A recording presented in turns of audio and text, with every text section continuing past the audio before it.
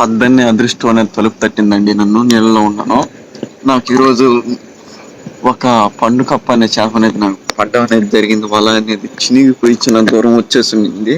నేను ఏందనుకొని వల లేపాను. అయితే కింద అడుగు భాగానైతే చేప అయితే ఉంది. పట్టుకున్నాను దాన్ని. మన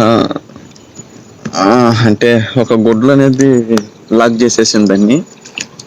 చూడండి వల ఎంత చినిగిపోయిందో చూడండి. చాలా బారు అయితే చినిగిపోయింది వల. ఇదంతా టంగోస్ మాత్రమే ఉంది.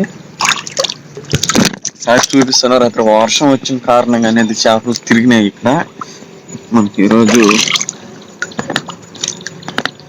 చేప అయితే పడ్డది. ఇదైతే మార్కెట్ లో మంచి రేట్ అయితే ఉంటుందండి. చూడండి ఇదిగోండి దీన్ని అయితే దీంట్లో లాక్ చేస్తున్నాను. చాలా పెద్ద చేప ఇది. నేను గట్టిగా వెళ్ళాక మీకు మొత్తం చూపిస్తాను. చేపలు నేను క్లియర్ గా చూపిస్తాను. అంతవరకు అయితే వెయిట్ చేయండి. నేను కొరం వల్ల తీసుకుని వస్తాను ఫ్రెండ్స్.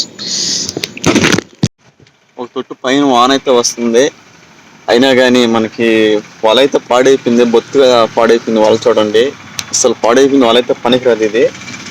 మనం కొత్త కట్టుకోవాలి. కాకపోతే ఈ చేప అమ్మితే మనకి ఆ డబ్బులు అనేది వస్తాయి కొత్త వాళ్ళకి. ఈరోజైతే మనకి బిగ్ సైజ్ అయితే ఇది పడ్డది. ఇది పండు కప్ప అని పిలుస్తారు. ఇది మీకు ఎంతమందికి తెలుసో ఈ చేప కామెంట్ చేయండి. ఇదైతే మేము మా సైడ్ పండు కప్ప అంటాము.